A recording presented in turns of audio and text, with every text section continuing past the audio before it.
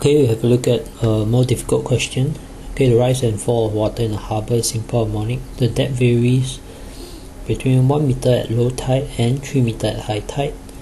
Okay, the time between successive low tides is 12 hours. So a nice diagram has been drawn for you. The depth shows you where the high tide and low tide are, and if I transplant all the values from the question over, I know that my high tide is 3 meters, my low tide is 1 meter, and the time taken for one cycle is 12 hours, right? Because between successive low tides. Okay, a boat that requires a minimum depth of 1.5 meter approaches the harbour at low tide. How long does it have to wait before entering?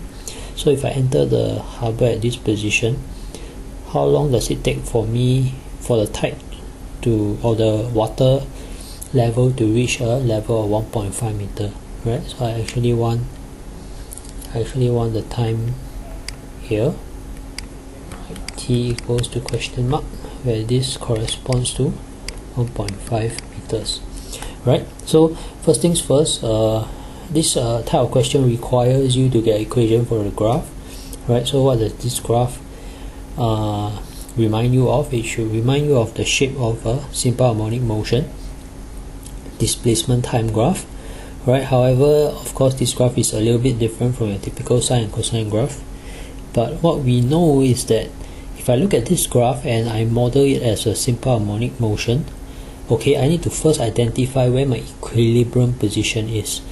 Why is the equilibrium position so important? It tells me what my amplitude of the graph is, right? If you don't identify the equilibrium position, just look from the graph, the likelihood is that if you are new to questions like that, you would take 2 meters to be the amplitude, which of course is not true. Alright, you should know that the amplitude is the displacement, the maximum displacement from equilibrium position, right? So you must identify equilibrium first, then you realize that this is actually 1.0 meters, and then you know amplitude.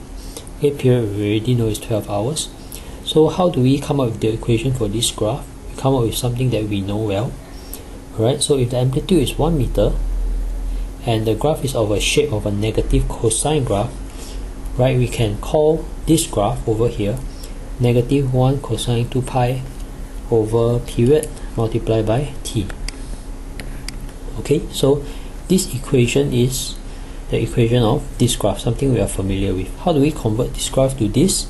We actually have to plus 2. Why? Because the difference between this graph and this graph is that the starting position is minus 1 and here is 1, right? So how do I go from minus 1 to 1? I actually just plus 2, right? So if I add a plus 2 to this equation, something we are familiar with, we actually get x equal minus 1 cosine 2 pi over 12, 12 being the period t, okay, plus 2, right? And that describes this graph, which actually is this graph, right? So this 12 hours. Okay, so now we have the equation of this graph very nicely. We want to know how much time it takes to hit 1.5 meters.